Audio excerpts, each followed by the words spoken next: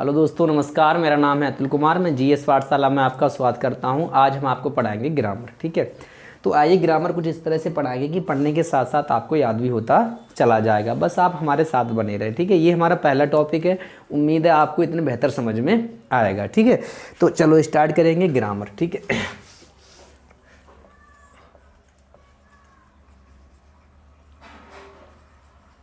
ठीक है, तो ग्रामर मतलब होता है व्याकरण।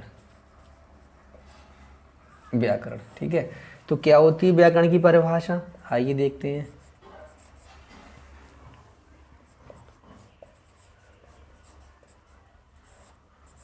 परिभाषा, ठीक है। तो व्याकरण वह विद्या है, व्याकरण वह विद्या है जिसके माध्यम से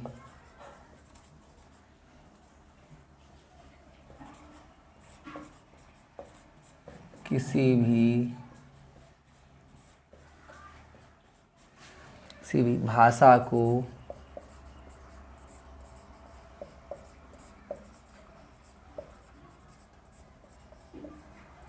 शुद्ध रूप से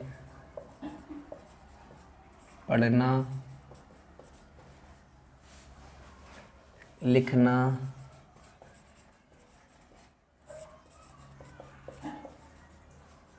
बोलना आदि सीखा जाता है।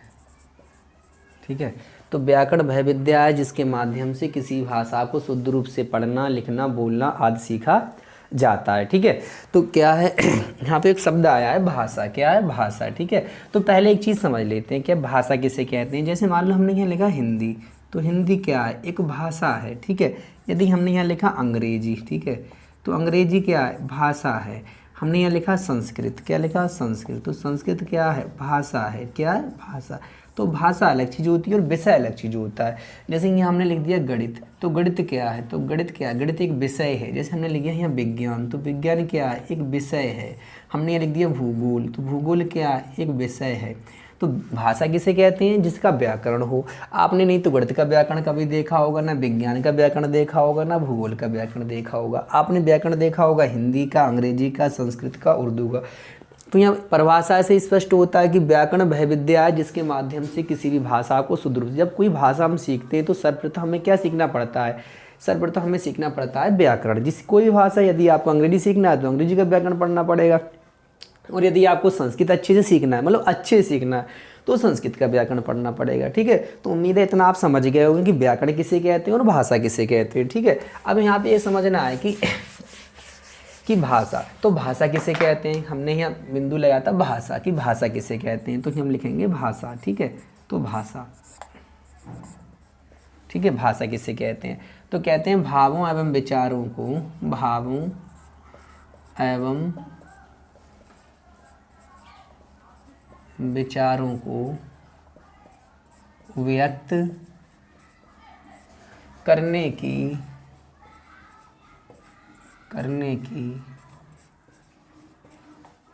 कला को हम भाषा कहते हैं। कि जो हमारे विचार हैं इनको व्यक्त करने की कला को हम क्या कहते हैं? भाषा कहते हैं। जैसे कोई अपने विचार बोलकर व्यक्त करता है, तो कोई अपने विचार लिखित रूप में व्यक्त करता है, कोई अपने विचार इशारों में, जिनकी जुबान नहीं है वो तो अपनी बात इशारों में कहते हैं ना, कहते हैं। ठीक है, और कोई अपनी बॉडी लैंग्वेज, मतलब शारीरिक रूप से, मतलब अपनी बात को व्यक्त कर देता है। जैसे किसी को डर लग रहा होगा, आपने देखा वो कब कपा रहा होगा डर की वजह से। ठीक है, तो क्या होता है कि भावों एवं विचारों को व्यक्त करने की कला को हम क्या कहते हैं? भाषा कहते हैं। भाषा मुख्यतः कितने प्रकार की होती है? 4 प्रकार की। कौन कौन से 4 प्रकार होते हैं? तो एक होती है हमारी कौन सी? लिखित भाषा। कौन सी भाषा होती है? लिखित भाषा। एक हमारी होती है लिखित भाषा। ठीक है, और एक हमारी होती है कौन सी? मौखिक भाषा। कौन सी? मौखिक भाषा। ठीक है, और एक होती है हमारी सांकेतिक भाषा। कौन सी? सांकेतिक भाषा। ठीक है, और एक होती है हमारी शारीरिक भाषा। कौन सी?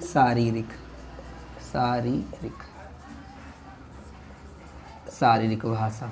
ठीक है, तो भाषा के मुख्यतः कितने प्रकार होते हैं? 4। लिखित भाषा किसे कहते हैं? जैसे मान लो किसी को हमने पत्र लिख कर दे दिया तो वो हमारी कौन सी भाषा होगी? लिखित भाषा। ठीक है, जैसे मान लो ठीक है, हमने किसी को पत्र लिख कर दे दिया तो हमारी लिखित भाषा हो गई। यदि हमने किसी के सामने वही बात अपनी बोल कर रख दी उसके सामने खड़े होकर, तो वो भाषा कौन सी होगी? मौखिक भाषा। जैसे आप मुझे सुन रहे होंगे अभी, ठीक है, तो ये मेरी कौन सी भाषा है? मौखिक भाषा। जब मैं यहाँ लिखना स्टार्ट करता हूँ, लिखित भाषा। अब यही बात को मैं बोल कर बताता हूँ, ये होगी मेरी मौखिक भाषा। ठीक है, एक होती है सांकेतिक भाषा। सांकेतिक भाषा का मतलब है, जैसे मान लो कोई आपके पड़ोस में कोई रहता है, उसका किसी को घर नहीं पता, अब कोई व्यक्ति रहता है कि भाई उनका घर पता है आपको, तो आपने कहा ये घर है ना तीसरे वाला, वही उनका घर है, तो ये कौन सी भाषा हो गई? सांकेतिक भाषा। एक होती है शारीरिक भाषा। शारीरिक भाषा मतलब बॉडी लैंग्वेज। ठीक है, तो मतलब शरीर से दिखाई दे जाती है। तो भाषा के मुख्यतः कितने प्रकार? 4 प्रकार। तो लिखित भाषा, मौखिक भाषा, सांकेतिक भाषा, शारीरिक भाषा। अब हम आते हैं कि भाषा की सबसे छोटी इकाई कौन सी होती है, कि यदि हमें कोई भाषा सीखना है तो हम कहाँ से स्टार्ट करेंगे? यदि मान लो आपको कोई भाषा सीखना है तो भाषा की सबसे छोटी इकाई होती है वर्ण। क्या होती है? वर्ण।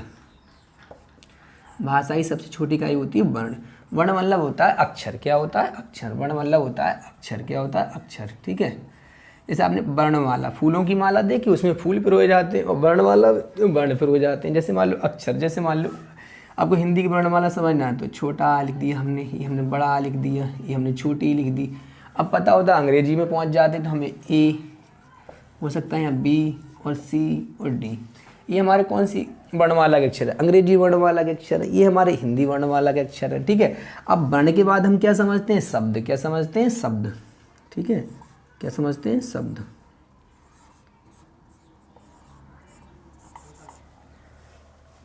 वर्ण के बाद हम क्या समझते हैं? शब्द। ठीक है, क्या समझते हैं वर्ण के बाद? शब्द। ठीक है, शब्द। ठीक है, तो जैसे हमने लिख दिया का प्लस माँ प्लस ला, अक्षर के योग को क्या कहते हैं? शब्द कहते हैं। अक्षर के योग को शब्द। तो यहाँ हो जाए कमल। ठीक है, अब हमने यहाँ और अक्षर जोड़िए, ना प्लस का प्लस ला, ठीक है, हो जाए नकल। तो अक्षर के योग के क्या बनते हैं? शब्द बनते हैं। अब जैसे मान लो हम अंग्रेजी के कोई अक्षर जोड़ लें, जैसे ए प्लस एन प्लस टी, हो गया आंट। तो आंट मीन्स क्या होती है? चींटी। अब यहाँ हम लिख दें सी प्लस ए प्लस टी, ये हो गया हमारा कैट। कैट मीन्स क्या होती है? बिल्ली। ठीक है, तो ये हमारे किसके अक्षर बन गए? ठीक है, तो इतना आपको समझ में आ गया होगा। ठीक है, हमने यहाँ पे क्या सीखा? व्याकरण की परिभाषा। तो व्याकरण किसे कहते हैं? ठीक है, व्याकरण वह विद्या है जिसके माध्यम से किसी भाषा को शुद्ध रूप से पढ़ना, लिखना, बोलना आदि सीखा जाता है। ठीक है, उसके बाद हमने कहा भाषा किसे कहते हैं? तो भावों एवं विचारों को व्यक्त करने की कला को हम क्या कहते हैं? भाषा कहते हैं। ठीक है, भाषा कितने प्रकार की होती है? 4 प्रकार की। लिखित भाषा, मौखिक भाषा, सांकेतिक भाषा और शारीरिक भाषा। ठीक है, उसके बाद हमने देखा कि भाषा की सबसे छोटी इकाई कौन सी होती? तो वर्ण। जैसे छोटा, बड़ा, छोटी, ए बी सी डी, ये हमारे क्या है? वर्ण हैं। ठीक है, फिर हमने देखा शब्द। शब्द किसे कहते हैं? अक्षर के योग को शब्द कहते हैं। जब हम अक्षर के योग कर लेते हैं तो क्या कहते हैं? शब्द कहते हैं। ठीक है, अब हम समझते हैं क्या? वाक्य। क्या कहते हैं? वाक्य। क्या समझेंगे? वाक्य। तो आइए देखते हैं वाक्य। उम्मीद है इतना आपको समझ में आ रहा होगा।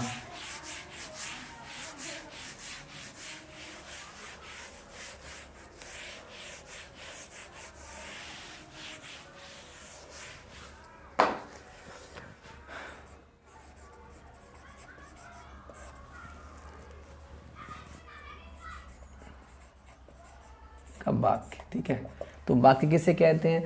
तो कहते हैं शब्दों का ऐसा समूह, शब्दों का ऐसा समूह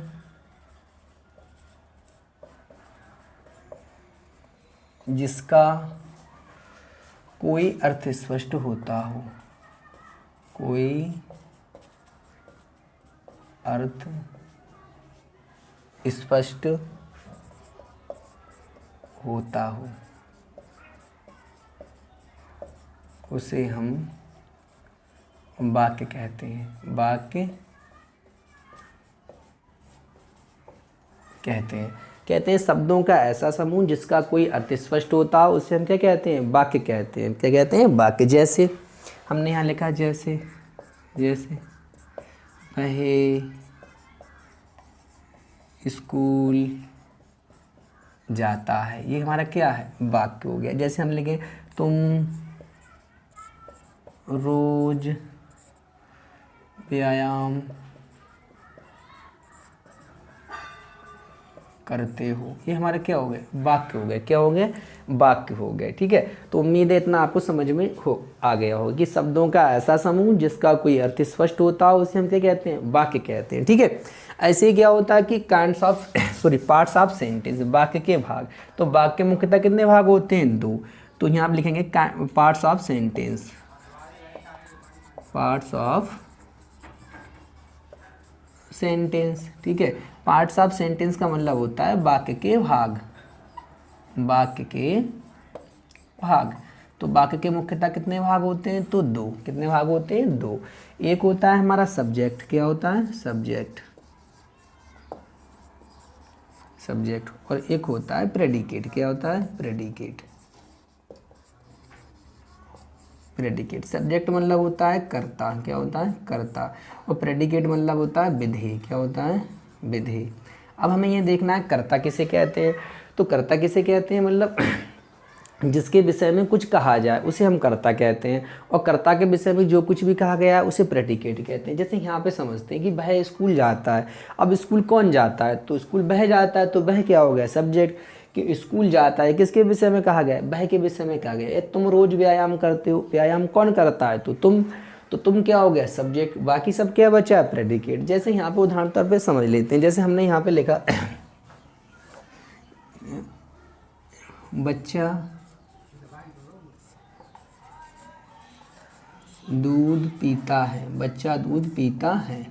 ठीक है, हम इसे इंग्लिश में कन्वर्ट करते हैं। तो द चाइल्ड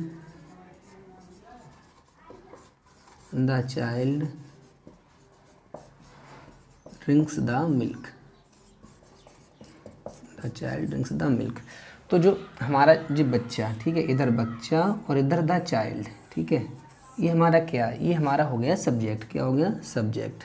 सब्जेक्ट मतलब कर्ता। और बाकी दूध पीता है इधर ये, और ड्रिंक्स द मिल्क ये हमारा क्या हो गया, ये हो गया हमारा प्रेडिकेट, क्या हो गया, प्रेडिकेट। ठीक है, प्रेडिकेट। ठीक है, तो उम्मीद है इतना आपको समझ में आ गया होगा। सब्जेक्ट किसे कहते हैं, जिसके विषय में कुछ कहा जाए उसे सब्जेक्ट किसे कहते हैं, और कर्ता के विषय में जो कुछ भी कहा गया उसे प्रेडिकेट कहते हैं। ठीक है, तो उम्मीद है आपको इतना समझ में आ गया होगा। और यदि आपको हमारी वीडियो पसंद आई हो तो प्लीज़ चैनल को सब्सक्राइब करें, ठीक है, शेयर करें और कमेंट करें और लाइक करें। ठीक है, और कमेंट जैसा मन में आए वैसा कमेंट करें। अच्छा लग रहा हो तो अच्छा कमेंट करें, और नहीं समझ में आ रहा हो तो वैसा कमेंट करें। हम प्रयास करेंगे कि आपको समझ में आ जाएगा। ठीक है, हमारा पूरा प्रयास रहेगा कि आपको ज़्यादा से ज़्यादा समझ में आए। हम ये सीरीज चलाएंगे पूरी के पूरे जो ग्रामर है, ठीक है, आपको अच्छे से हल कराएंगे। ठीक है, नेक्स्ट वीडियो हम पढ़ाएंगे आपको काइंड्स ऑफ सेंटेंस।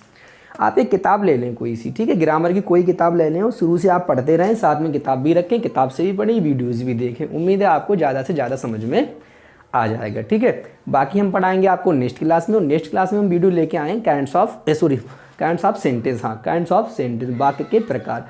तो वाक्य मुख्यतः कितने प्रकार होते हैं, तो 5। ठीक है, assertive sentence, interrogative sentence, imperative sentence, exclamatory sentence और ऑप्टेटिव सेंटेंस। ठीक है, हम आपको बहुत अच्छे से याद कराएंगे। ठीक है, तो उम्मीद है आपको इतना समझ में आया होगा। बाकी हम कराएंगे आपको नेक्स्ट क्लास में। तब तक के लिए धन्यवाद। जय हिंद दोस्तों।